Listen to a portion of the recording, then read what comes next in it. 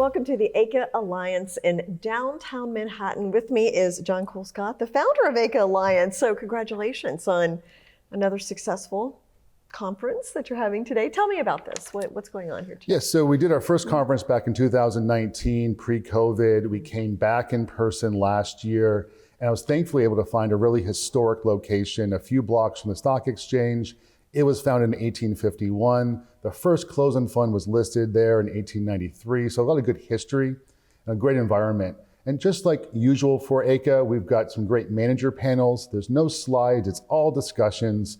The audience is full of products of closed-end funds, institutional investors, and really deep, thoughtful questions. And we've carved out some nice networking breaks and a long lunch without a speaker so people can really have that community together in person. And it really goes back and almost as the embodiment of why I created AICA in 2019. We wanted to create high quality advisor-centric content. We wanted to focus on the closed-end funds, the BDCs, the interval funds, and we also wanted to focus on a world where it was the investors, the advisors, and the service providers, not just a group of fund sponsors only. What would you say are some of the main topics or the main points of interest that people are talking about this year? Well, everyone wants the magic sauce of when the recession is or isn't. You know, when will the cost of leverage for closed-end funds, especially the muni funds, start to become additive and a tailwind versus a headwind? We've got a nice panel that's going on right now as we speak, covering the equity side of income, where there's dividend growth and more value stocks have, we believe, good footing looking forward. And it reminds you that, right now, just to think about closed-end funds, the discounts are rather wide, and we don't know the future, but generally they'll narrow over time.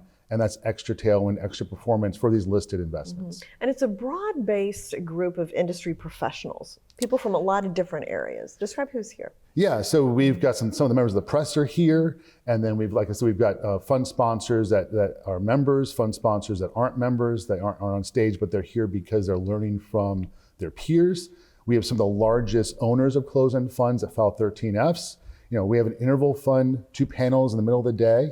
And then almost my favorite thing, even though I love the manager commentary this morning because it's so nice to hear what these smart people do with the portfolios, we have an activism panel. We have the future of closed-end funds panel. We have the institutional investors have an opportunity to speak. And our new panel we've never done before has independent board members and a lender to closed-end funds really thinking about them through another lens that you don't see other places. And just talk to me about the Alliance in general. What's the purpose and what are the benefits of being a member?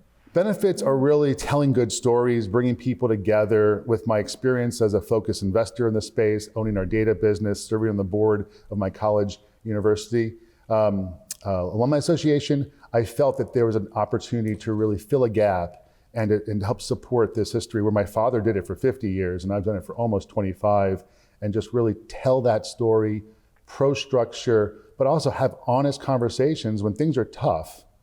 You got to have those deeper conversations, just everything is perfect, the raw fluff pieces that sometimes are only done. Yeah, okay, thank you, John. It's always a great conference and so many interesting people and thought leaders. Thank you as well. Thank you.